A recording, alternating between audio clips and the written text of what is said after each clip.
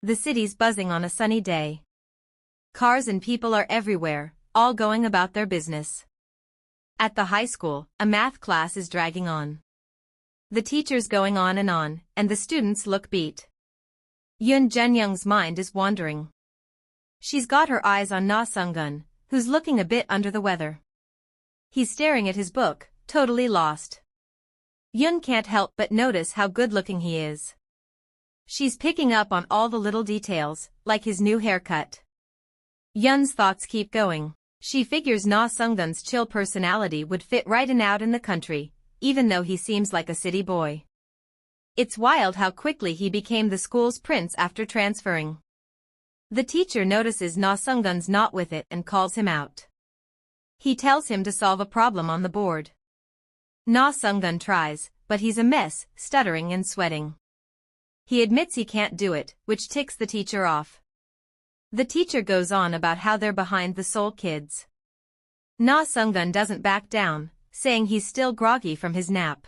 The teacher loses it and turns to Yoon Junyoung instead. She rolls her eyes but goes up to the board. After some chalk scribbling, she's done. The teacher's impressed, even though he thought she wasn't paying attention. Turns out the best student in class came through again. Yoon's not feeling the praise. She knows she's only the top student because the school's so tiny and not great. The teacher's feeling smug now. He lays into Na Sunggun about taking school seriously and asks if he's sore about losing to a girl.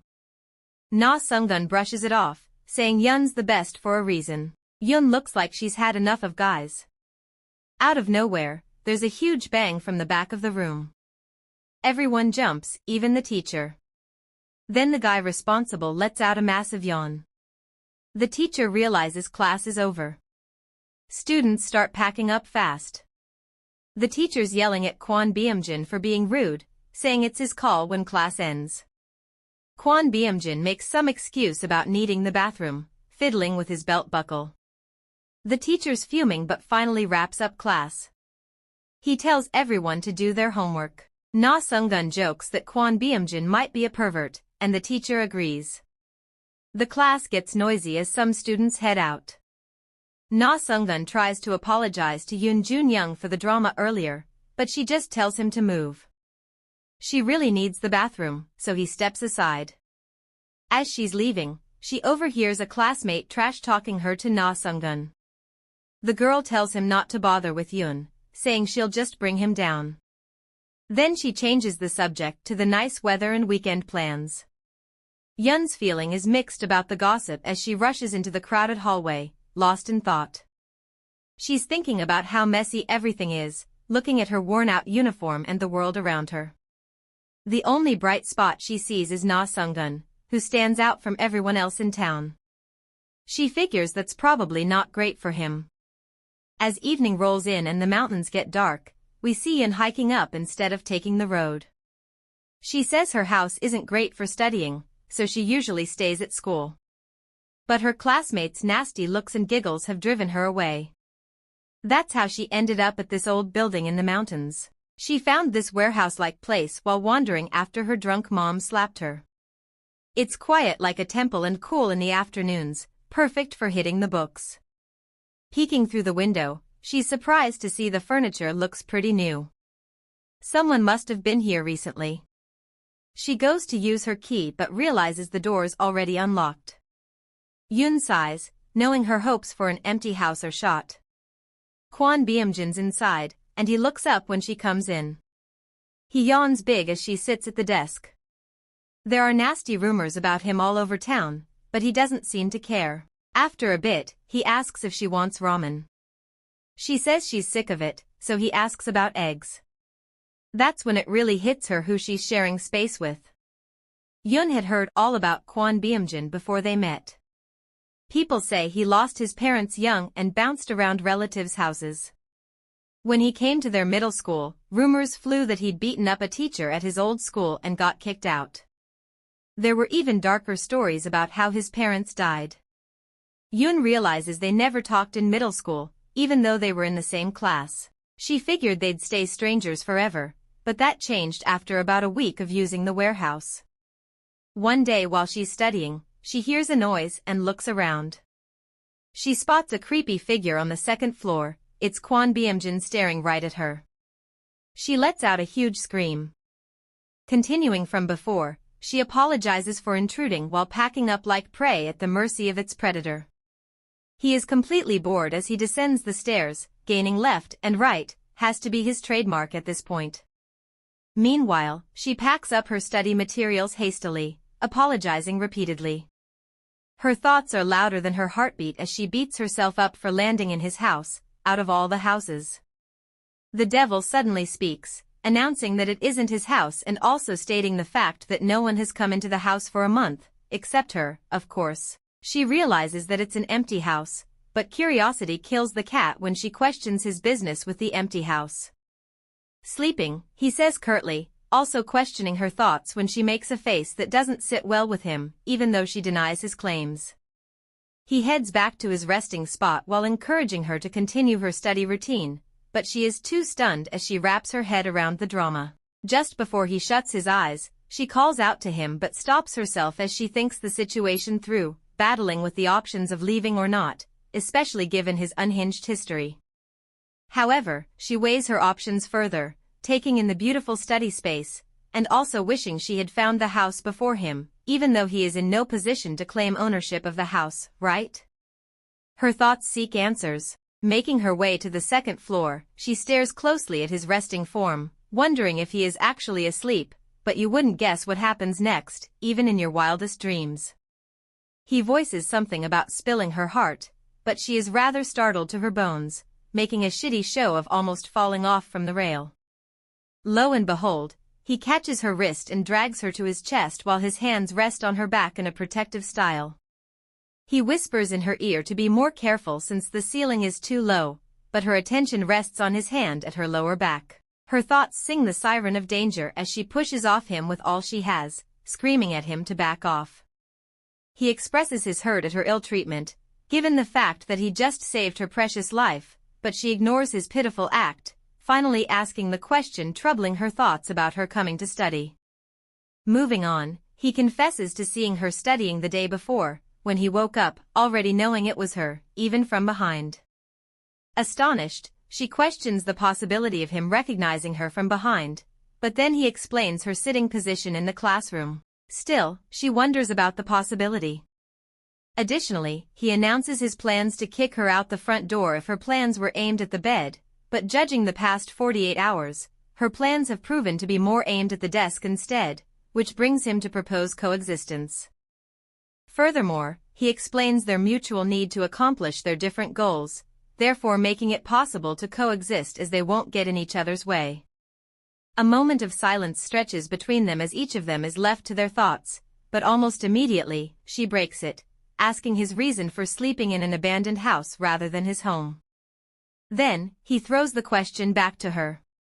A typical picture of the said home flicks through her memory, but she brushes it off, wondering what his circumstances might be, since everyone has their demons they fight. The duo discuss needing a lock to avoid problems from mountain hiking strangers, and suddenly, Yoon Jun-young battles with her decision once more. But he stills her ravaging thoughts, reminding her of their coexisting plan, and with that, he shoos her away to her study area. The stress from the drama weighs her down as she descends the stairs, wondering if she has made the worst decision of her life, or the best. She seizes the opportunity to formally introduce herself, but he reminds her of his ability to recall people's names, even though he is literally the worst when it comes to studies. Oh well, she is out of options, finally coming to terms with her new reality of sharing an abandoned space with the supposed town bully, without any dramas, of course. The difference between them is clear, as Kwon Byung-jin occupies the second floor while she occupies the ground floor.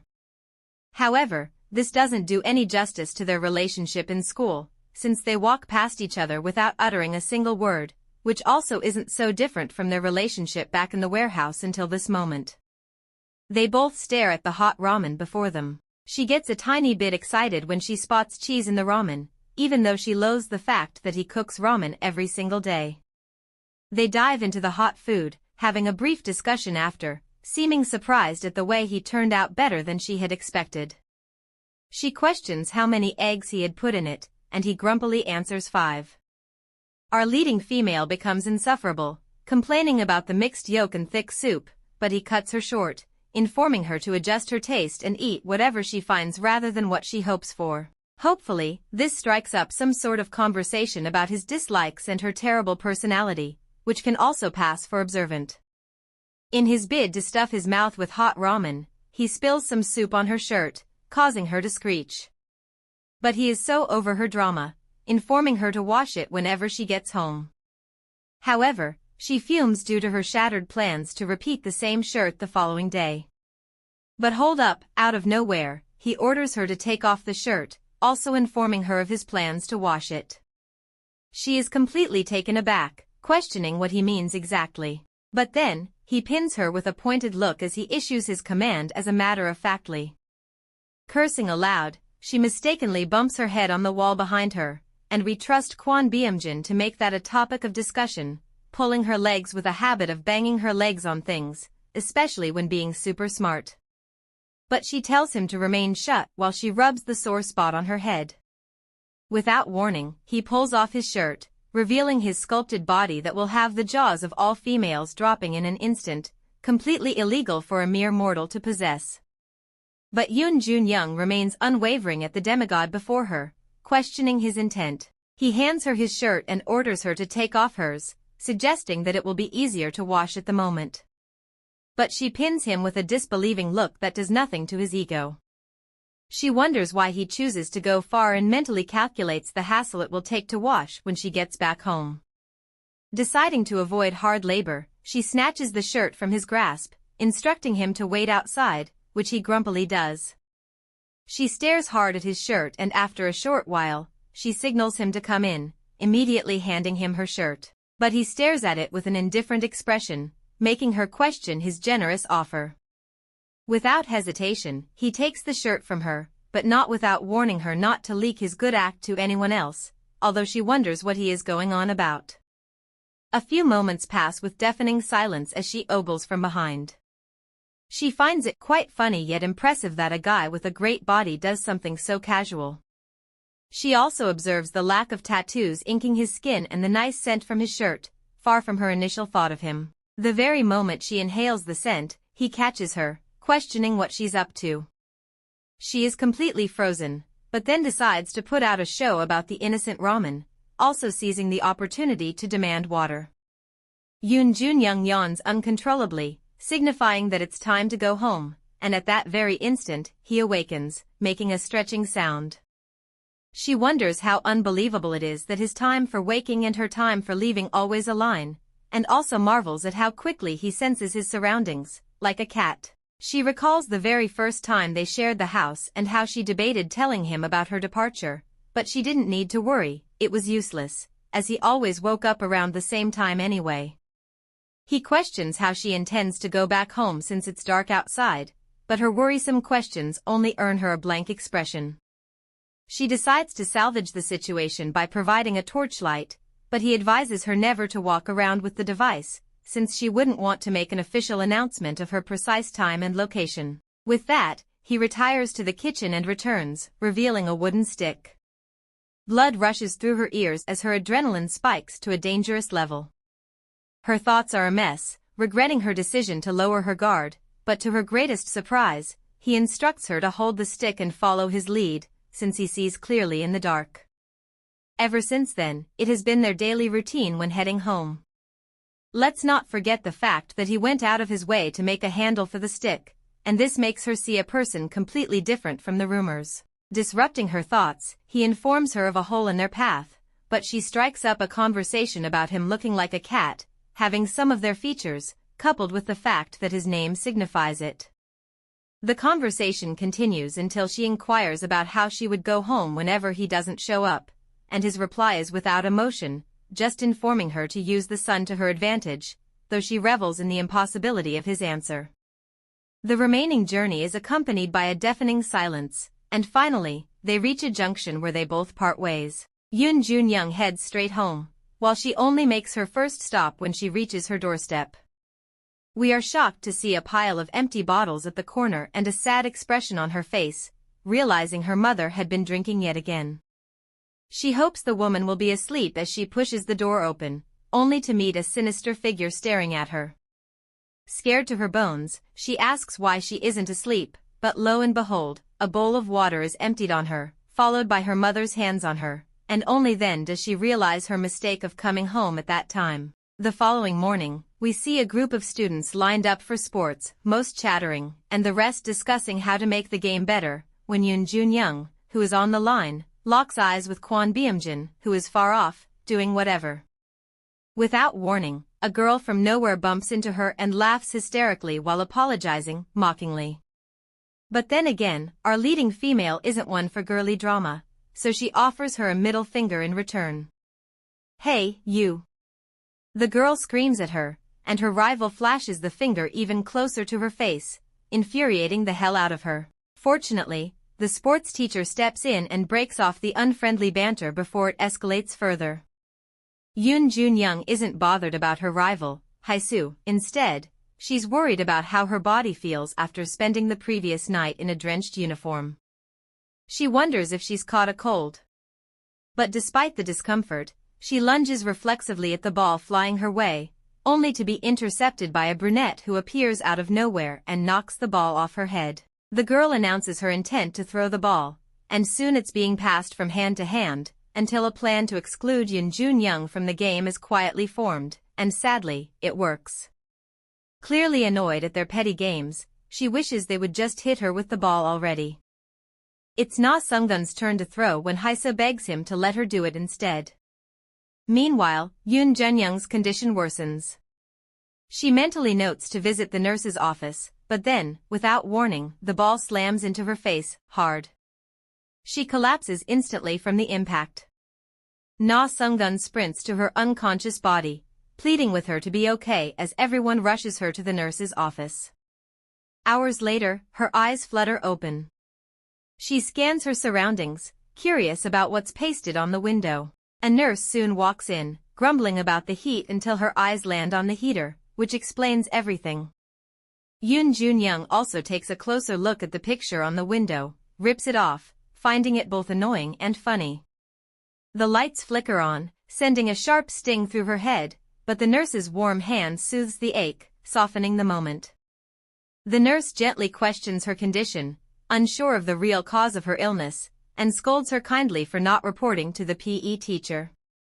She suggests Yoon Jun-young take the rest of the day off since classes are nearly over. Before leaving for a meeting, the nurse points out where the medication is, in case her fever returns. Still lost in thought about where to rest, Yoon Jun-young hears a familiar voice asking about her. Before she can even guess, Na Sung-gun peeks into the room. Alarms go off in her head as she wonders why he's in the nurse's office. He sits across from her, explaining how worried he was, especially since it was his first time seeing someone collapse so suddenly. He continues, pouring out his guilt over putting her in that position, but she's confused. After all, she collapsed from catching a cold. Still, she decides to go with the flow, accusing him of checking on her only after hurting her. He denies it bluntly, saying she already looked under the weather before the game. Then comes the shocker, he confesses he shot the ball on purpose so she could finally rest. He apologizes for hitting it too hard, but she's unsure whether it's a genuine apology. Since she rarely apologizes herself, she's not the best at telling. After a short pause, she accepts it, stating that nothing's broken, and relief washes over him. She mentions the bruises, which elicits a gasp from him, but she waves it off. As they prepare to leave, she thanks him for heating the room and covering the windows, a small gesture that didn't go unnoticed. An awkward silence stretches between them. She takes it as her cue to leave, surprised by how easy it is to be appreciative. But you wouldn't believe what happens next. He gently grabs her wrist, steadying her, and whispers that she should be more careful when moving. At that exact moment, someone else enters the scene, making the situation intensely awkward as the trio lock eyes. Realization strikes instantly. She knocks Na Sung-gun's hand off her shoulder, but he steps in front of her, copying one of those overused action movie moves. Gathering what's left of his courage, he asks Kwon Byung-jin if he's here to check on her, and adds that the nurse is out. But Byung-jin simply stares at them, composed and unreadable. Our female lead side-eyes her protector, wondering what's gotten into him, but her attention soon drifts to the boy standing opposite them. She's confused by his presence, 100% sure he didn't come to check on her. And she's right. Byung-jin walks past them silently, heads straight to the counter, and drops a drug card. Then, without a word, he walks out and shuts the door behind him. Only then does Na Sung-gun exhale a deep breath. He confesses he's not completely at ease around Kwon Byung-jin, and though she says nothing, she silently agrees. She thinks about the returned medication, wondering if he's sick, and makes a mental note to save the question for later. Na Sung-gun draws her attention back to earth, offering to walk her home, but she freezes, maybe because she's not used to such gestures, or maybe because she's not going home just yet, or maybe both. He's surprised when she declines, walking out of the office in the same quiet manner.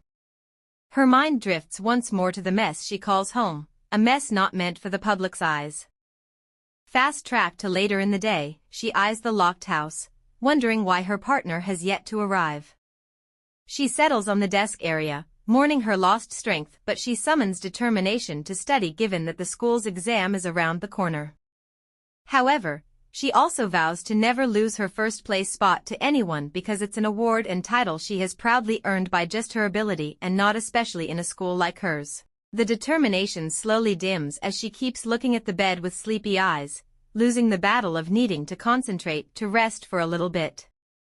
Minutes later, we see our female lead sprawled on the bed while thinking about the fact that she might be severely punished for inhabiting his area even though it's for a little while. She drifts back to the encounter in the nurse's office, wondering why he had to embarrass her, especially after seeing her and the other guy together. She continues to seek answers from her thoughts, picturing his face void of any sort of expressions as he stared at them earlier. Different feelings circulate through her body, including the feeling of him showing up any second from now, and suddenly, she ponders on how to go home, since she's without a flashlight for a while now, and with that, she blackouts. It's past midnight and our leading female is sleeping soundly on the bed when she feels strong hands on her wrist, locking her in place. Eyes wide open, she delivers a punch but stops halfway when she finds out it's her coexisting partner, and after a little bit of silence, she screams at him to let go of her, kicking him hard on the stomach. He bumps into the low ceiling, sending her a death glare, but in her defense, she claims that he pinned her in a type of way. Getting annoyed, he states his reason for his actions, as he thought she was someone random and she waved him off, clearly stating the fact that he should have known she would be the one. "Are you kidding me?" he questions, also asking her what the time is, but she is stubborn, claiming she doesn't have a single idea as she just woke up. Only then does he announce that it's 2 a.m., shutting her smart mouth up. He continues his brotherly advice on how she shouldn't be in the middle of a mountain at that hour, also advising her to lock the door if worst comes to worst, but she gets defensive once again, inquiring how he would have made it in if she had locked it. Moving on, he simply informs her to sleep at home next time, pinpointing the fact that the second floor isn't her area, but guess what?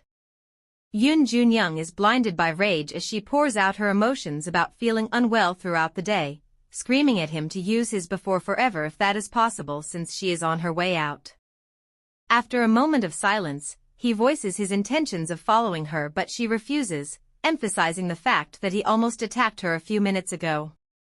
He also emphasizes the fact that she got hit by a ball but stops the moment the words are out, even loathing himself for revealing much, but it's too late as she stares at him with wide eyes, finding it hard to believe that he's actually worried about her. Continuing from before, he inquires about her decision not to take drugs in the nurse's office, and she fills him in on how she slept the whole day, which has resulted in her feeling a little bit better. Still playing Big Brother, he questions where her body hurts and she tells him, mentioning some body aches here and there. He tells her to wait on the bed while he descends the stairs in search of whatever, and her voice echoes through the room, instructing him to turn the lights on henceforth, or else he will end up badly if he falls. Returning the concern, he questions who she is to be concerned about him while in a fragile state, but she screams, emphasizing the fact that she worries about herself more than him since she will be the first to witness his demise. But then, she recognizes the medicine in his hands as the one from earlier, announcing her descent. He doesn't let her as she is too dizzy to descend the stairs, and soon after, he offers her the medication. Getting nosy, she questions if he had gotten hurt, but you wouldn't believe what he says next. "I've got period cramps," he announces, but she's even more shocked at his ability to make a joke. She suddenly breaks into a laughing fit when understanding dawns on her, wishing she had a close friend at this point to share an interesting laugh with. Her hysterical laughter persists while he just stares at her, only speaking with her when she's had her full. The duo gets into a conversation, even as Kwon Byung-jin inquires about her need to get home, but she simply fills him in on her plans of crashing at the warehouse, and she switches to talking about his sleeping habit when he orders her to go to her area. She refuses to move an inch, hell-bent on nagging the life out of the innocent boy concerning his sleeping habit, even after he offers to walk her home. It turns into a mini back and forth until she blurts out something about him staying the night, which earns her a confused look. Instantly, she rephrases the moment she realizes what her initial statement might have meant, but he has already given up on her mouth and choice of words. Returning to the conversation, he speaks about their designated areas in the house, but she cuts him off, confessing that it's also a resting place for her, also stating the sad truth that she can't go home. She is surprised at how much she has said to him, even as she patiently waits for his answer, but rather, he descends the stairs in swift movements, almost falling when he misses a step. She mouths a thank you that is followed by screams for him to be more careful. He waves her off by telling her to sleep while he settles on the desk. Kwon Byung-jin is fed up with her when she calls him a minute later, pleading with him to turn off the light, which he does. We are shocked to see a smile across her face, no scratch that, her entire face is lit with a smile, which is indeed a sight to behold given her sad history. She drifts into her thoughts, finding solace in the strange house and Kwon Byung-jin's presence. Only then does she sniff the faint scent of him on the bed, knowing fully well that personalities like his don't use cologne. Sinking further into it, she wonders how two personalities could exist in one body, and switching back to reality, she makes the last joke of the night about his period cramps, followed by his threat to throw her out if she persists with her jokes.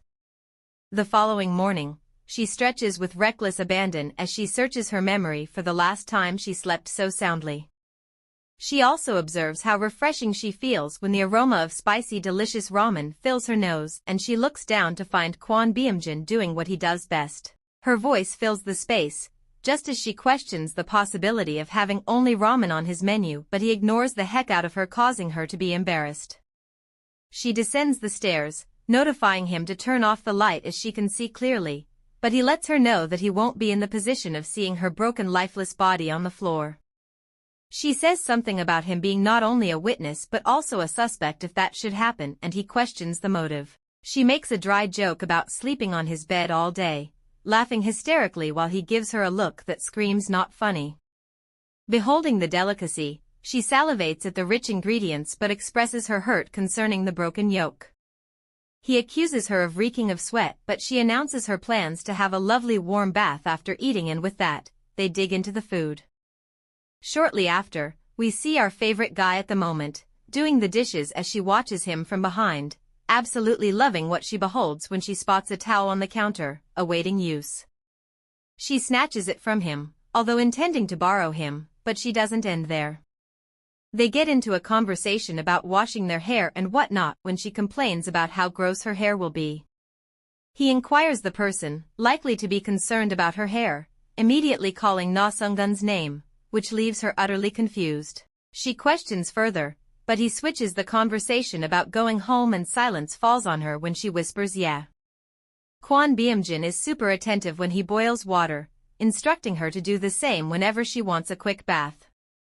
She suddenly turns a good girl, informing him to take a quick sleep while she showers. Nevertheless, he teases her about sweating a lot and she bites back at him. Moving on, he announces his intentions to sleep, in the same vein, notifying her to let him be.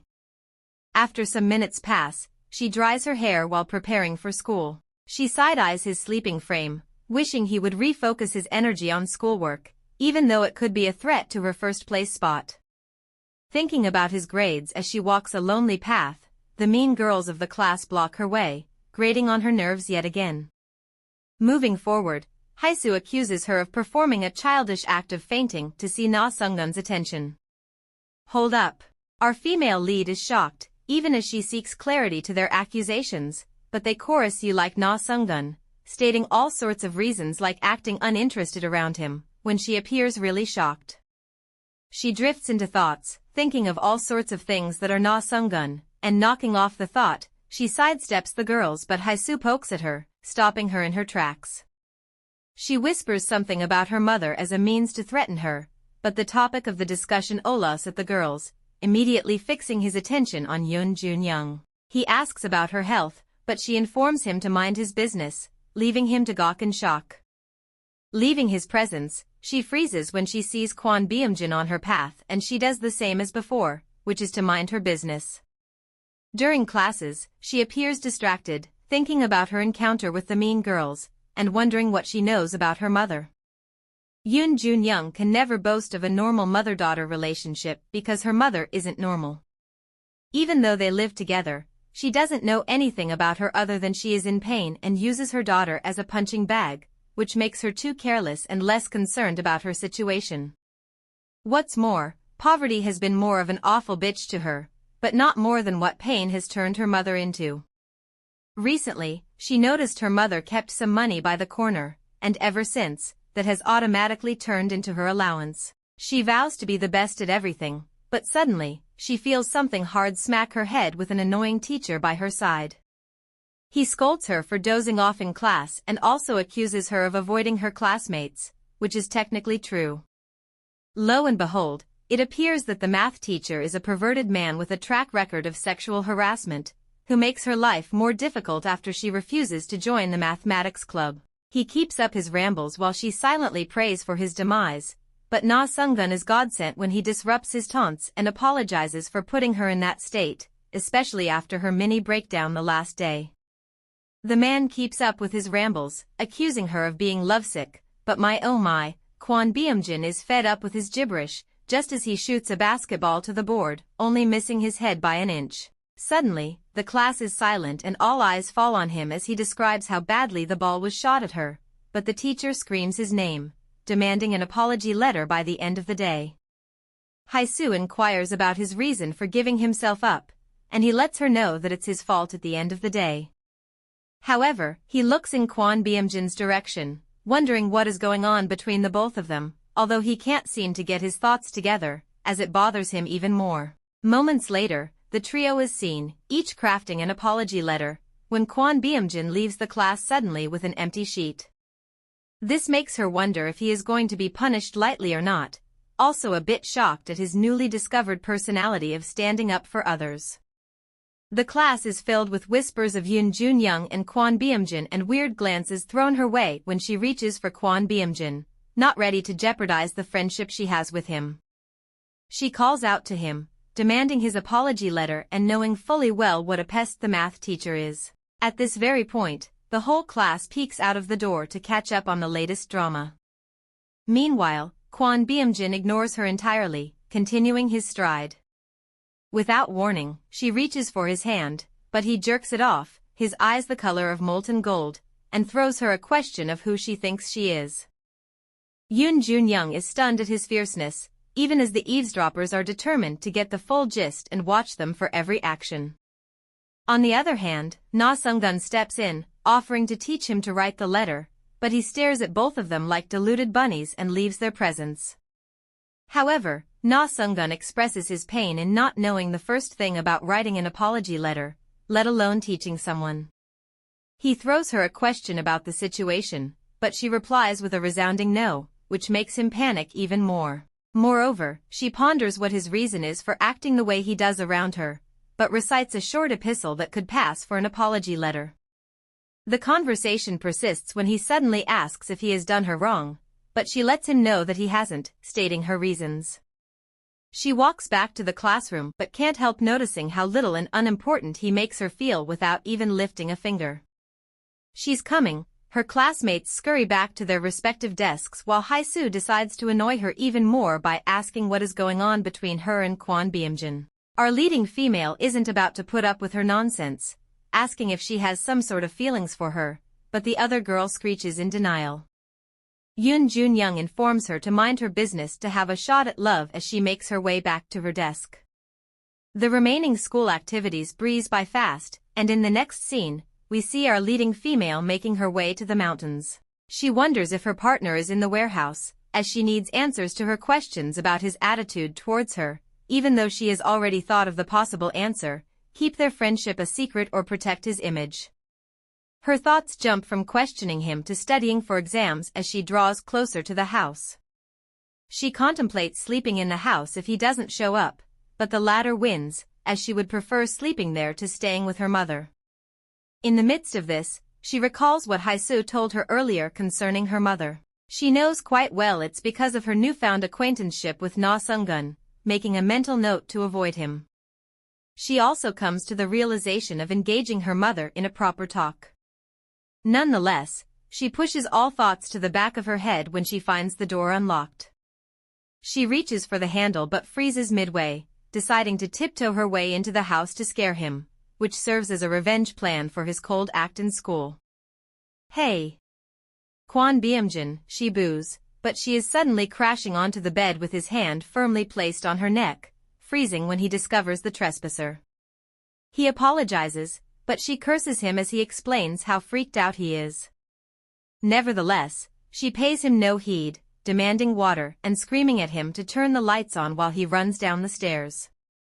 Almost immediately, he hands her a glass of water but doesn't meet her eyes, and she can't help but notice how different he is in school.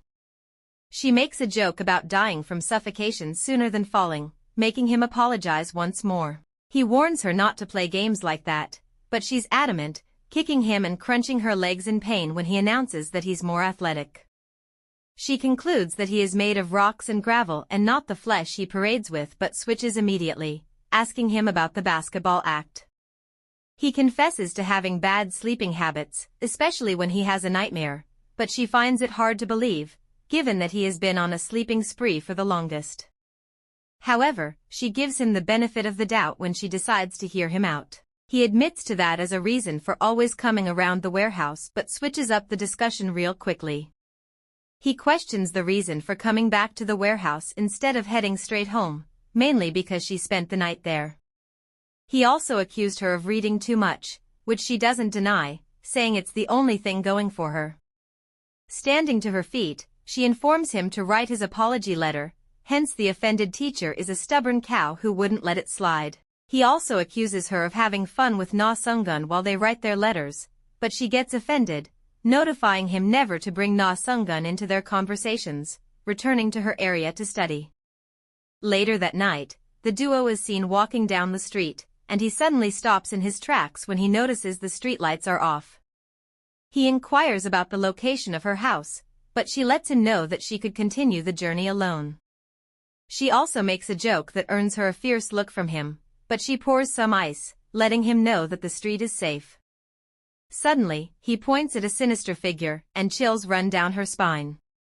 Nevertheless, she tells him to escort her to her front door if he really is worried, even though she doesn't need to say so. As they approach the figure that she recognizes as her mother, she runs to the woman, pleading with her to come back home, but you wouldn't believe what happens next. She feels a sting from her mother's hard hand on her cheek, but the insane woman doesn't end there. She sends her daughter crashing into the hard ground, pummeling her with everything she has. In the midst of the drama, she locks eyes with Kwon Byung-jin, mourning her no-exposed secret that could pass for her greatest weakness. Her heart rate skyrockets as her mother continues to do her worst, but at that very minute, she feels warm hands envelop her, blocking her supposed blows. She whispers at him to move, which he does, as she goes to face her so-called mother. Grabbing her hands, she pours out her raw emotions concerning her mother's cruel actions, letting her know that she only abides by the rules and standards she has set for herself. She screams at her to quit acting like she cares, flinging her hand out of her grip as she walks away. Meanwhile, the sinister woman eyes Kwon Byung-jin, who hurriedly introduces himself and drops a good word concerning how hard her daughter studies. The woman looks like she is about to say something but stalks away, leaving him to mourn his hurting back. The following morning, Yoon Jun-young appears to be reading, but deep down, she's lost in thoughts about everything that happened the previous night. She feels so ashamed after the incident that she makes a mental note to avoid him at all costs, even though it's difficult, given their history as classmates and coexisting partners. She recalls the exact moment he shielded her from the blows her mother threw her way. But snapping out of it, she heads off to submit the apology letter, one likely filled with insincere words. As she steps out of the classroom, she spots Kwon Byung-jin resting nearby and overhears the students gossiping about his injuries. She feels terribly sorry for him. Approaching the teacher's office, she notices a crowd of students peeking inside, which makes her wonder if a celebrity has shown up at school. Walking in, she's met with the sight of a woman so polished and perfect that she clearly doesn't belong in such shabby surroundings. Instantly, her brain starts guessing who the woman might be. Feeling slightly uncomfortable, she turns to leave, until the teacher calls her name, stopping her in her tracks. He invites her in and introduces her as a first-class student. The woman then brings up her son's incident during the sports activity, and with that, Jun-young's suspicions are confirmed. This is Na Sung-gun's mother. Yoon Jun-young grows even more uncomfortable but calmly tells the woman that it wasn't a big deal. However, the woman insists on apologizing on her son's behalf and talks about how much she cares for the students at the school. She then announces her plans to build a gym on campus, especially since this is her hometown. She also expresses hopes that the teachers will adopt a more open-minded approach towards student health, referring specifically to the apology letter her son had to write, something he never had to do at his previous school. Her words are clearly aimed at the math teacher, who begins to sweat profusely under her scrutiny. "Mum," Na Sung-gun suddenly calls out, interrupting the mini-meeting. His mother takes that as her cue to leave, handing over an envelope for lunch before exiting the office. Mr. Kim, the math teacher, clearly despises her, but the pot-bellied administrator advises him to be careful with his words. Just then, Yoon Jun-young speaks up about her apology letter, and the teacher simply tells her to leave it wherever. As she walks back toward her classroom, Na Sung-gun's mother calls out to her. The lucky prince takes the opportunity to formally introduce his mother, who makes a light-hearted joke about her son causing trouble. The woman then repeats her earlier statement about building a gym, prompting a confused reaction from Sung-gun. Sensing the awkwardness, she says nothing more. The woman steps closer to Yoon Jun-young, speaking warmly about how much her son talks about her. She also takes a moment to admire Jun-young's beauty and intelligence. Then comes the shock, both for us and for Na Sung-gun, when his mother suddenly invites the innocent student to her house for a visit, scheduled for Saturday. Jun-young tries to decline, but the woman is already set on it, giving her the location and time before walking away. Na Sung-gun apologizes for his mother's spontaneity. In response, Jun-young apologizes in advance for any future disappointments, making it clear she won't be visiting without reason. Still, Na Sung-gun doesn't give her the satisfaction of reacting. Instead, he mirrors his mother's calm demeanor as he heads back to the classroom, leaving Yoon Jun-young feeling helpless and confused in the hallway. The next scene opens with hands slamming forcefully against a desk as Hae-seo boils with anger at the news of Na Sung-gun's mother inviting her competition over for a lunch date. Her voice echoes throughout the classroom, loud enough to reach Kwon Byung-jin's ears. Feeling uneasy, he shifts into a sitting position, just as Na Sung-gun walks past him to his desk. The timing throws Byung-jin into a whirlpool of thoughts. He wonders why Na Sung-gun invited Yoon Jun-young to his house. Almost on cue, she walks past him, carefully avoiding eye contact. As he stares at the back of her head, he finds himself wondering what might be running through her mind. He already misses the moments when she's deeply immersed in her studies, a habit he finds soothing, one that calms the atmosphere around him. To him, she's special. He believes she's the only cure for his loneliness, even when life feels unbearably exhausting. He thinks about how everyone seems to recognize her brilliance, except for her. She prefers solitude, even though countless people orbit around her. There's a strange sense of relief in simply staring at the back of her head, especially when she stays in one spot, completely absorbed in her books. He wonders if she truly loves studying or if it's simply an escape from her harsh reality. His thoughts don't end there. He also reflects on the things he notices while watching her, like how her eyes tend to wander toward Na Sunggun. That detail leaves a sting of disappointment. He remembers how he once tried approaching her, only to be brushed aside. Time passes, and his mind drifts back to the day he saw her at the abandoned warehouse. The way she reacted, startled and ghost-like, was priceless. It's no secret that he enjoys being around her and treasures their secret relationship. But now, he's left wondering how to fix what's been broken between them since the drama from the previous night. He wishes he hadn't seen what he did, part of him blaming her mother for being such a strange and unpredictable presence. Fast forward to Saturday, we see Yoon Jun-young on her way to the lunch date with Na Sunggun and his mother. She's dressed smartly, but her expression is far from cheerful.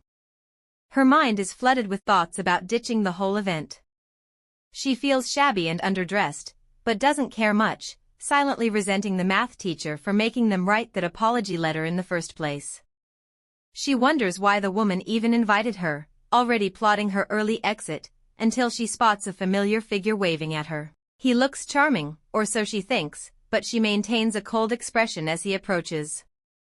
He bombards her with questions she doesn't have answers to, so she remains mostly silent while he does the talking.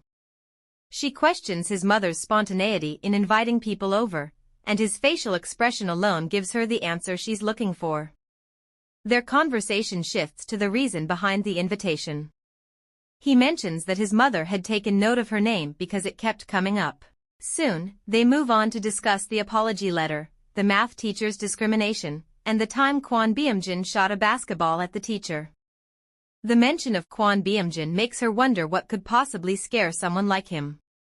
She considers asking about it, but Na Sunggun breaks her train of thought by bringing up the idea of inviting Byung-jin over. The topic lingers as he talks about how well they seem to know each other, even though he's never actually seen them together. She brushes it off with a half-hearted excuse, claiming Kwon Byung-jin is just being nice. Then, Na Sunggun casually confesses that he never turned on the heater or mounted posters to block the light, something that instantly stops her in her tracks. Her eyes widen as the truth clicks into place. Fast forward to his house, the servants bow respectfully to the young master as they arrive. Yoon Jun-young takes in the large, elegant space, though her mind is still reeling from the revelation. They move further into the living room, where they're greeted by his dazzling mother. After a quick round of pleasantries, a certain Mr.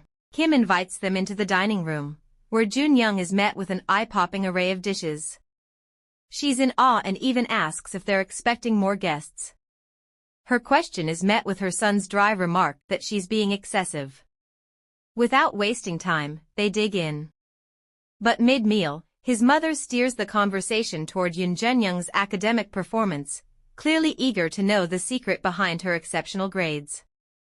Na Sunggun steps in, telling his mother to ease up and let their guest enjoy her meal, but the woman presses on. She bombards Jun-young with more questions, about her intended college and what she wants to study, casually suggesting medical or law school as good starting points. Though clearly annoyed, Jun-young refuses to throw her pride away and answers the questions with composure and sense. Then comes a sudden curveball. Na Sunggun's mother asks about her father's occupation, carefully choosing her words to avoid sounding too blunt. Continuing from before, Yoon Jun-young is caught off guard, accidentally knocking over her drink and ruining her outfit as she abruptly stands.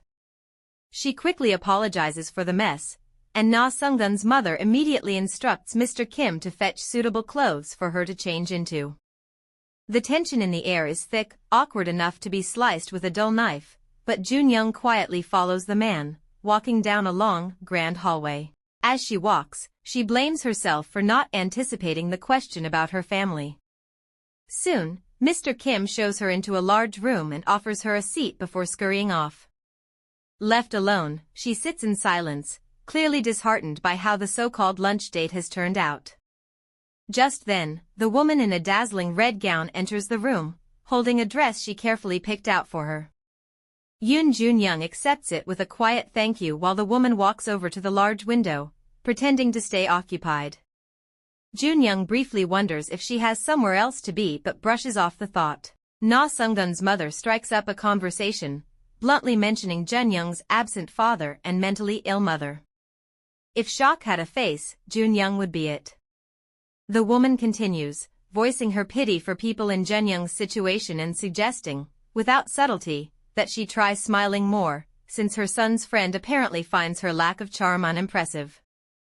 Junyoung recognizes the shirt she's handed as part of the same outfit the servants wear, and although the woman praises how well it suits her, Junyoung can only burn in humiliation. Getting to the point, Junyoung finally asks the real question, why was she invited in the first place? And that's when everything unravels. It turns out Na Sunggun's mother has no interest in Junyoung for her son, but rather, the opposite. She believes her son has taken an interest in Junyoung and makes it clear she sees her as beneath him. Her words grow sharper, aiming to break her down. But Junyoung doesn't take it lying down. Matching the woman's energy, she pushes back, boldly, almost earning herself a slap. The woman, barely restraining herself, commends Junyoung's fire but warns her to watch her mouth if she wants to get anywhere in life. Still, she promises her heaven and earth if she agrees to the terms of a vague but clearly manipulative deal. But Junyoung knows better than to be tempted by offers that sound too good to be true. The woman finally falls silent, but then abruptly asks for Junyoung's name, muttering something about how Na Sunggun will only remember her as just an aunt. As evening falls, the sky opens up, pouring heavy rain like a divine outcry. Meanwhile, Kwon Byung-jin lies on his bed, plagued with unwanted thoughts of Na Sunggun and Junyoung having the time of their lives. Desperate to shake off the unease, he tries to exercise, but the physical strain does nothing to calm his mind. Thinking a run might help, he heads out, only to stop dead in his tracks. Standing at his doorstep is Junyoung, drenched from head to toe, her eyes filled with silent sorrow. Their eyes meet, and all he can do is whisper her name, Junyoung. Continuing from before, Junyoung storms past him, accusing him of being a pervert. He ignores the remark as she climbs the stairs and throws herself onto the bed, and what happens next is unexpected. She begins pounding her fists against the mattress, loudly venting her hatred for rich people, even cursing them out. But instead of being offended, he calmly tells her to go ahead and dirty the bedsheets, they're due for washing anyway. After she's finished her outburst, she heads back downstairs. That's when he finally notices the shirt she's wearing, and she confirms his suspicion. She recounts her entire experience, especially the humiliation of being given a worker's uniform, clearly meant to belittle her. He asks why she even accepted such a degrading offer, and she explains that she had no choice. She couldn't walk around in just a bra. Without saying another word, he takes off his shirt and hands it to her, instructing her to get rid of the cold, demeaning clothes she's wearing. His frustration is obvious, especially at the idea of her being invited to that house under such pretenses. Before he can spiral further into thought, she interrupts him, asking what he plans on wearing now. He ignores her question and holds out his hand for the worker's shirt. As soon as she gives it to him, he tears it to pieces. Her scream echoes through the room in frustration at the wasted fabric, prompting him to question whether she has any sense of pride. The scene escalates as she accuses him of flaunting his muscles, demanding that he put some clothes on. But instead, he leans into the teasing, joking that she loves staring at his body. She rolls her eyes, baffled, and tries to clarify what she actually meant, which only leaves him more stunned by her blunt honesty. Cut to the next moment, Junyoung attempts, and fails, to drape a sheet over his broad shoulders. He tells her he isn't cold, but she remains persistent. In the middle of her efforts, he catches a faint whiff of shampoo from her hair, and just as he's lost in that moment, she catches him sniffing. The mood drops instantly. An awkward silence stretches between them. He searches for something, anything, to say. Just in time, she shifts the conversation to his unhealed wound. Their eyes lock for a moment. "Don't ever hit someone," he says softly. She frowns, confused, and asks when she ever did. He gently brings up the memory of her mother's slap, hoping she won't follow in her footsteps. She stares at him like he's completely lost it, calling his comment absurd, but he presses on, pointing out that they're more alike than she might think. Concern etches across his face as he asks what those moments feel like for her. Quietly, she explains, when her mother hits her, she goes numb. It's not pain she feels, but a heavy, unfeeling void. She pleads with him to say something, anything, that might ease her torment. He falls into thought, struggling to find the right words. Eventually, he opens up about a part of himself no one knows. My father was a gangster, he confesses, voice low. He tells her about the chaos that erupted after his father's death, how everyone around him sought revenge in one form or another. Even though he tries to seem unaffected, he finds a strange comfort in finally telling her. She looks at him with wounded eyes, but he quickly brushes off her sympathy. Jun-young shifts the focus, saying he's in a better place than she is. She then makes an enigmatic comment, asking what harm a dead king could possibly cause when it's the officials left behind that people should really fear. Her words leave him genuinely puzzled, wondering what on earth she truly means. She asks if his father ever hit him, but he quickly shuts it down, telling her not to say such weird things. If anything, his father probably hit someone else. Unfazed, she continues to taunt him, claiming his strength must be inherited from his old man, then throws in a jab about his constant drowsiness. But as the thought settles, she remembers, tough guys aren't supposed to sleep that much. He agrees with a smirk. She pushes further, teasing that he probably sleeps 18 hours a day out of 24. Choosing not to take the bait, he opts to cook ramen instead of continuing her trap of playful banter. He tells her to read or do whatever else, but she's without her book and quickly reminds him not to forget to boil an egg. Their exchange continues until she casually jokes about narrowly escaping from a witch, the witch clearly referring to Na Sunggun's mother, trailing right behind him. He stops mid-step, turns to face her, and their eyes meet at the same level, and then something unexpected happens. He gently tucks a strand of hair behind her ear and, for a split second, his fingers hover near her lips. But he pulls back, instead saying he'll get her a towel before she catches a cold. She tosses a snarky remark about his shirtless state, but he ignores her, while her mind reels, trying to process what just happened. The next day at school, they sit quietly in their respective seats, but Yoon Jun-young's mind is in chaos. She replays every small act of kindness from Kwon Byung-jin, trying to make sense of it all. But she firmly reminds herself not to be swayed. Suddenly, he appears at her desk, asking if she's okay. The ever-considerate guy returns her clothes, but his gesture doesn't go unnoticed. Hae-soo and her group send death glares her way, making the moment uncomfortable. He goes a step further and apologizes on behalf of his mother, and it's only then that Jun-young realizes he truly didn't know what happened at the lunch.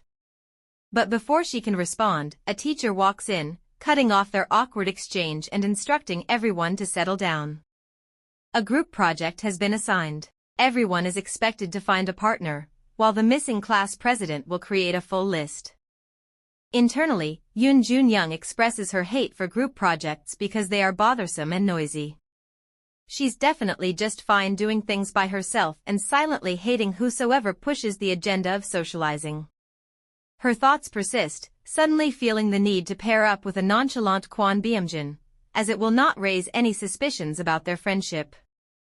Just when you think you've seen it all, the little prince, Na Sunggun, asks her to be his partner, but she refuses almost immediately. He doesn't give up, wanting to know her reason and who she intends to partner with, and she feels a slight discomfort, recounting the discussion from the past week and drawing a conclusion about him being somewhat like his mother.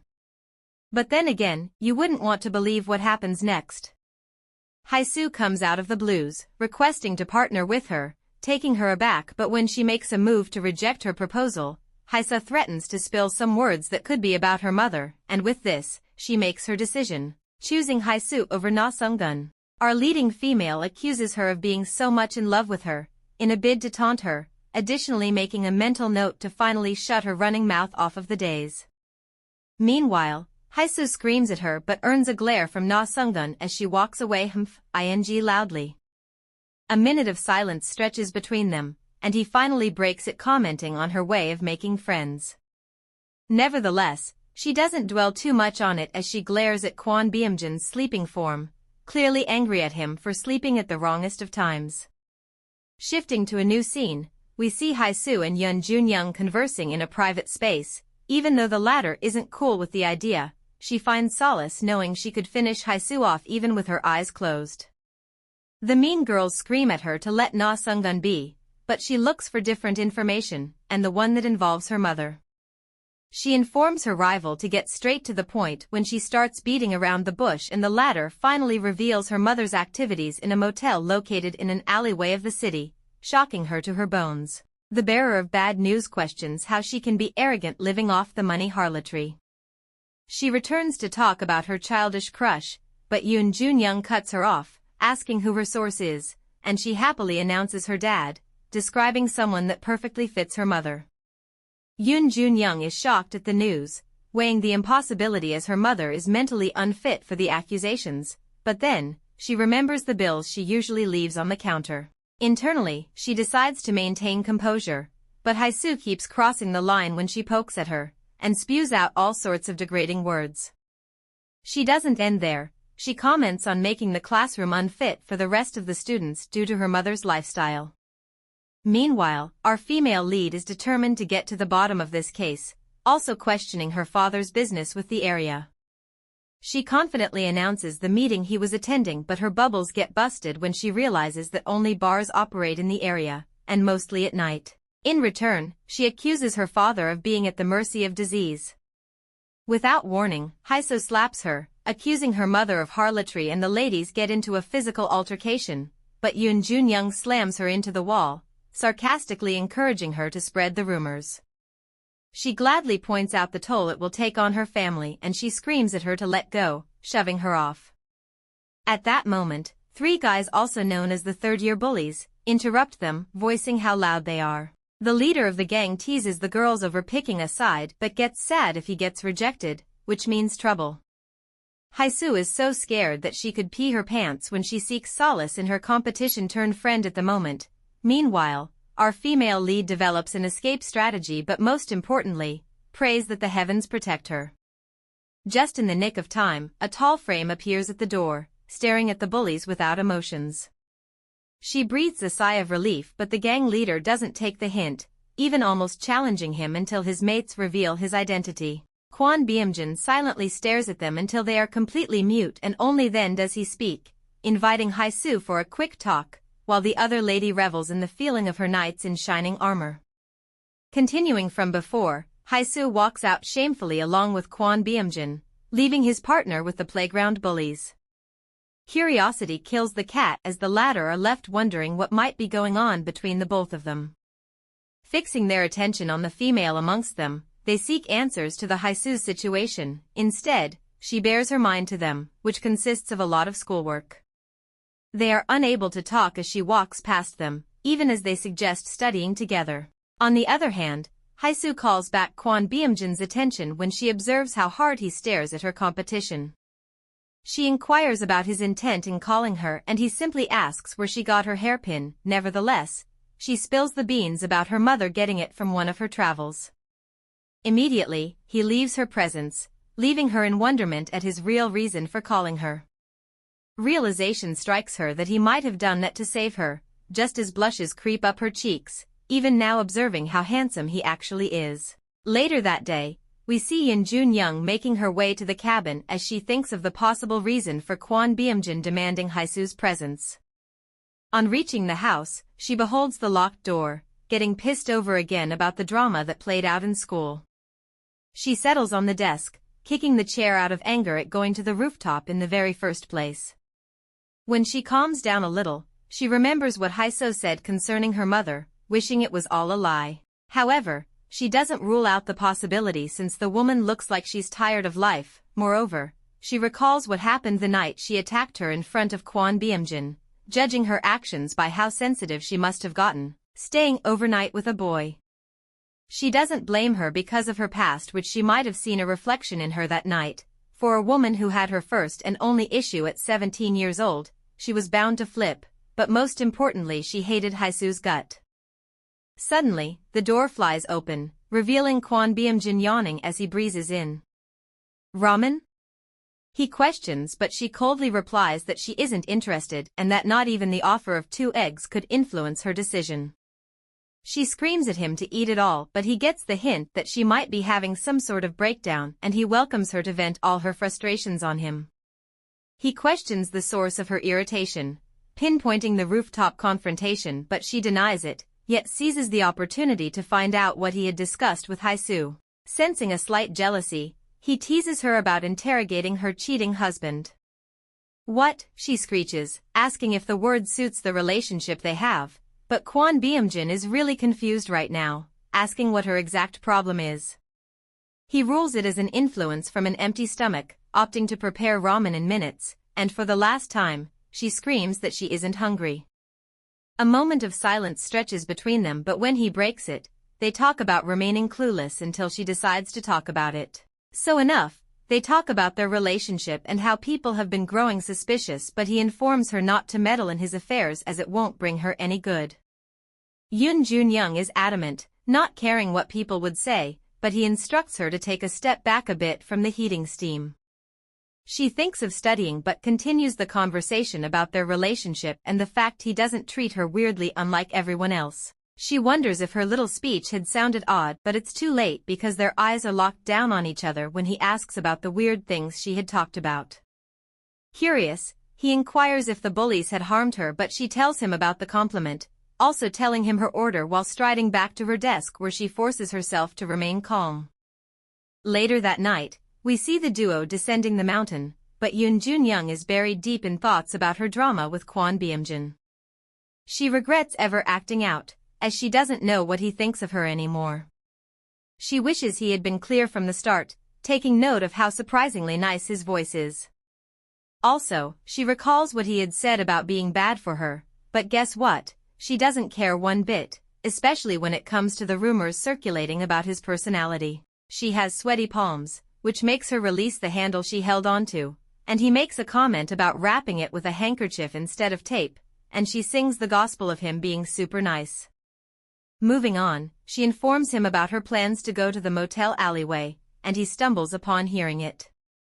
She shows concern that doesn't last for a second, also telling him to forget about what she said, but he grabs her wrist, seeking her reason, and she simply answers, "My mum." His expression is indifferent, but deep down, he feels sympathy for her, and this is the same with Yoon Jun-young, who tries to muster courage even though she feels nervous about the coming weekend.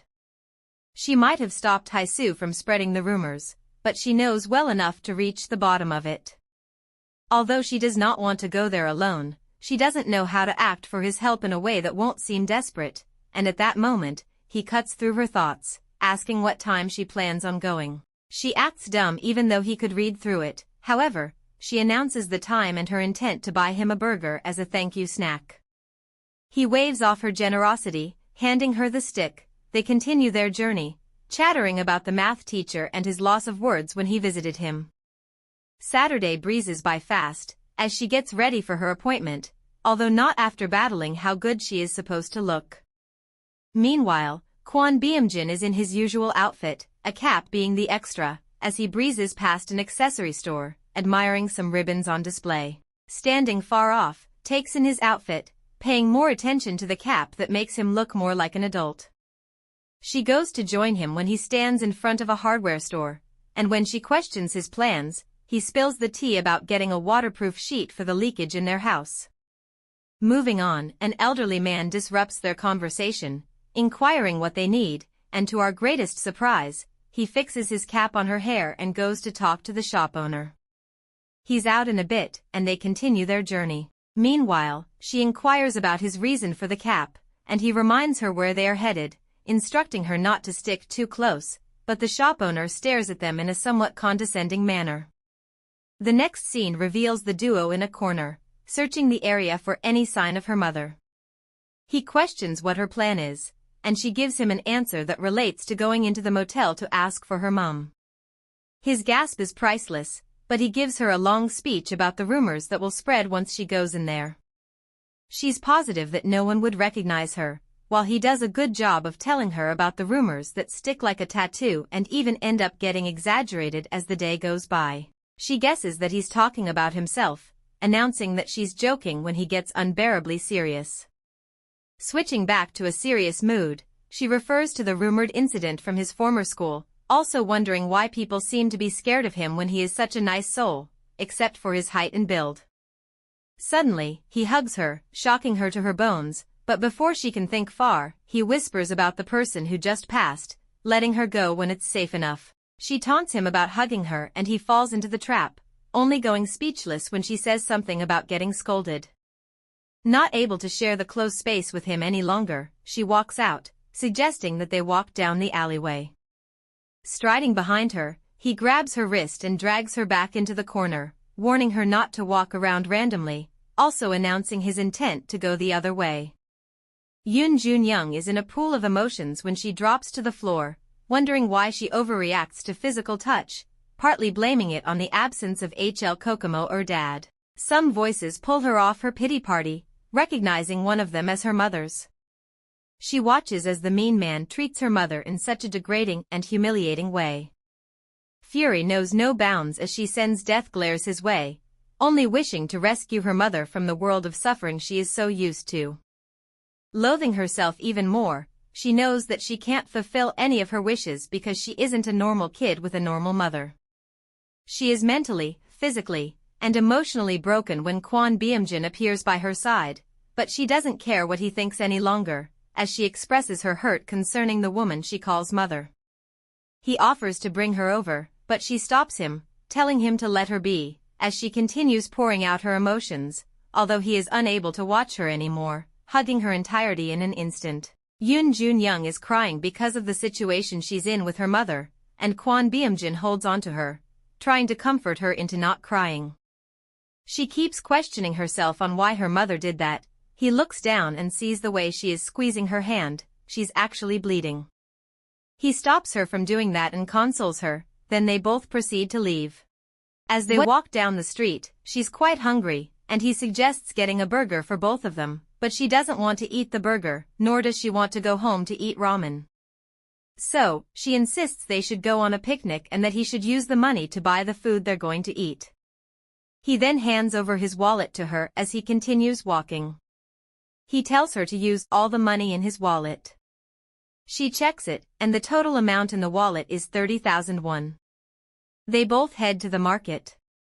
Meanwhile, Na Sung-gun and his mother are driving by, having a little chat about Yoon Jun-young. His mother says she likes her as much as she dislikes her, and she asks if they're in a relationship, but they aren't. He tells his mom about the way she's always putting up a wall on all fronts, and if only he could have an opportunity to talk with her properly. Well, Mom tells him to try his very best and gives him a little advice. As they are talking, he looks through the window, and guess who he sees? He sees Kwon Byung-jin. He looks closely and discovers he's walking with a girl. Na Sung-gun tries to see the face of the girl he's walking with, but she's wearing a face cap. A few minutes later, he sees the girl's face. He gasps in surprise. How did they know each other, he says to himself. He tells his mom goodbye and leaves the car to go get Yoon Jun-young. He slams the door as he exits and begins following them both, clearly upset that Yoon Jun-young is friends with Kwon Byung-jin. He keeps murmuring to himself and eventually loses sight of them. He stands there, wandering in deep thought about where they might have entered, but he's low-key pissed. So apparently, Kwon Byung-jin and Yoon Jun-young branched into a store to get what they're going to cook. They get home, and Yoon Jun-young is being so authoritative and sassy. She starts making the sandwich, but he insists that she should go get some rest because it's been a stressful day for her, and also because she has a cut on her hand. But she also insists on making the sandwich herself. So, he allows her, and guess what? She's being extra slow. He comes to help her so they can be fast and eat, so she lets him help. He's done, and she's still making hers, so he heads out to go spread some newspapers outside because they're going to eat out there. As he's coming back inside, he stumbles on her at the door. She's holding both sandwiches. She hands them over to him and goes back to get milk. She's finally done. She comes to sit beside him outside, and she wishes she had a phone or something to take pictures with because it's such a lovely sight to behold. They clean up the arena where they picnicked, and he leaves to his house. It's a new day. She's done preparing, and her mom drops money for her, knowing fully well that the money isn't going to be enough for her to get into college. She sighs as she walks out of the room and heads out for school. As she's walking to school, she's thinking about her life and how pathetic it is, but unfortunately, nothing around her has changed. Strangely, she doesn't feel too down about it. She is walking down to school, smiling as she remembers how the picnic with Kwon Byung-jin went. She chuckles and thinks of asking him to get ready for another picnic on Saturday night. Well, whatever. She reaches her school, and the first person she sees is Kwon Byung-jin. He is resting his head on the desk. It looks like he's not really feeling good today. But Yoon Jun-young passes him without even saying a word. She sits down on her chair. Someone suddenly says hi to her. She turns to see who it is, and guess who it is? Wow, it's Na Sung-gun again. He tells her hi, and she responds the same. After all the greetings, he tells her to wait up after school because he has something to tell her. She shakes her head, looking toward him for a hint of what he wants to say, but he's already gone back to his seat. She grumbles as she brings out a book and pen from her bag. Byung-jin, someone calls out to Kwon Byung-jin, and Yoon Jun-young immediately hears it and turns to see what that is. Well, it's one of their classmates. Her name is Hae-soo. Yoon Jun-young is low-key annoyed by the fact that she actually calls him by his first name, while she herself has never called him that. Anyway, Hae-soo gives him a note. He opens it, and while he's reading it, he smiles, and that makes Yoon Jun-young even more desperate. She wants to find out what he's reading by all means, and why he would smile. A teacher then walks into the classroom smiling and calls for Kwon Byung-jin's attention. What? Yoon Jun-young questions herself. Why is everyone smiling with Kwon Byung-jin today? She asks herself. Kwon Byung-jin and the teacher leave the classroom. She's patiently waiting for him to get back so she can ask him what's going on, but it's been an hour, and he still isn't back. Rumor has it that he got into a fight with one of the staff. On the other hand, the class is quite noisy because everyone is talking about the issue. All of a sudden, one of the students rushes into the class, panting. Everyone looks at him, and then he bursts the news. Guess what, guys, he says. Kwon Byung-jin was taken by the police. The whole class is surprised, and they start murmuring again. Yoon Jun-young tries to convince some boys who are talking badly about Kwon Byung-jin that it might just be a rumor, but they all want to attack her. Someone steps in and stops them, and who is that, by the way? It's Na Sung-gun. He tries to calm them down, and they have a little discussion about what might have happened to Kwon Byung-jin. The teacher enters the classroom, and they all start questioning him about where Kwon Byung-jin is and why he was taken by the police. But he calms them down and tells them it isn't really that big of a deal, so they should sit and learn. Some murmuring still continues, so the teacher scolds them to pay attention because it's just a few weeks to the exam, and they need to focus more on their studies. The teacher says all these things, but none of them make sense to Yoon Jun-young. So, she decides to go see him at his house after school. After school, Yoon Jun-young heads to Kwon Byung-jin's house, completely forgetting that Na Sung-gun is supposed to meet up with her. Na Sung-gun calls out her name, but she rushes out of the classroom without hesitation. Na Sung-gun follows her outside and stops her to find out why she's leaving so early. She doesn't want to respond to him, she just wants to know what he wants to discuss with her. He asks why she's in such a hurry and if she's going to the police station to visit Kwon Byung-jin, but she doesn't respond. He then brings up how he saw them together the other day, and her reaction looks a bit surprised, but she keeps denying it. While they're both standing there, Mr. Kim shows up and asks Na Sung-gun to get his things so they can leave. Na Sung-gun asks why he came to pick him up, since earlier, his mom didn't say anything about him coming home early.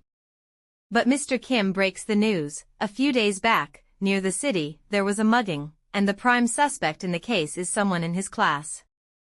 Yoon Jun-young is now fully engaged in the conversation, so she asks Mr. Kim who the prime suspect is. He replies, saying it's some kinda guy named Kwon Byung-jin or so. She immediately starts defending him. Na Sun-gun watches all of this, and he's visibly sad. How did they get so close that she talks about him like this? He pleads with Mr. Kim to get to the bottom of the case and tell him everything. Mr. Kim then assures Yoon Jun-young that he'll look into the matter. She nods and heads out for home. Na Sun-gun walks up to Mr. Kim and asks if it's going to be possible to find out all the needed information before dinner. Mr. Kim nods, and they both head home.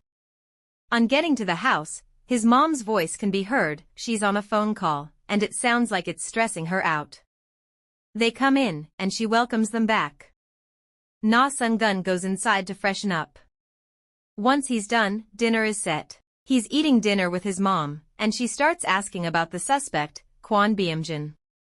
She just wants to make sure her son doesn't interact or associate with those kinds of kids at school. Then she asks about Yoon Jun-young. She wants to know if they're close as well. Unfortunately, he tells her they already know each other, and his mom starts yapping about her, insulting her and all. She also mentions how he asked Mr. Kim to help him get to the bottom of the matter. You can see the disappointment written all over Na Sun-gun's face. He stands up immediately and excuses himself. He walks out to the balcony, thinking about the entire situation, and realizes that Kwon Byung-jin is actually innocent. He starts thinking of a way to prove it. After all, his mom knows people in higher positions than even the chief of police, so they'd probably believe him. He stands there in deep thought, wondering what to do and how to help. He doesn't even want Yoon Jun-young to get involved. The next day, Yoon Jun-young isn't happy about any of the issues going on. She hasn't seen or heard from Kwon Byung-jin, and it's making her uneasy. She decides to take matters into her own hands. She can't rely on anyone. She heads to the police station and forges a fake complaint about losing her wallet the night before. They ask her to describe it, and she does. It's all part of her plan. The more they ask her to describe the wallet's features, the more the officers start moving further inside, and she gradually follows. Luckily for her, she sees Kwon Byung-jin, and he sees her as well. No words are exchanged. What does it look like? The officer asks. She gives a description of the imaginary wallet. But then they ask for something more specific, and she begins to speak in a coded manner. Kwon Byung-jin recognizes her voice and the story immediately. He looks up to see her staring at him. He mouths for her to leave, but she flares internally, wondering why she should, given how frustrated and helpless she feels. The officer returns, saying they didn't find it, but promises to give her a call if it turns up. Then she's taken aback when the officer asks about her relationship with Kwon Byung-jin. She starts to wonder if she's been too careless and somehow got caught, but she decides to go with the flow. She admits they're classmates, but his next question throws her off completely. He asks if there's any chance she was out with Kwon Byung-jin on the night he was arrested. Now she's truly shocked, wondering how he knows. Slightly confused, she asks if the mugging happened on Saturday, and the expression on his face tells her everything she needs to know. Piecing it together, she realizes Kwon Byung-jin isn't the culprit, because they were together that night. She wonders why he hasn't said anything, suspecting he's trying to protect their friendship. Nevertheless, she's about to speak, but he suddenly goes wild. Screaming, he accuses her of being a stalker, shocking the officer, especially since he hasn't uttered a single word since his arrest.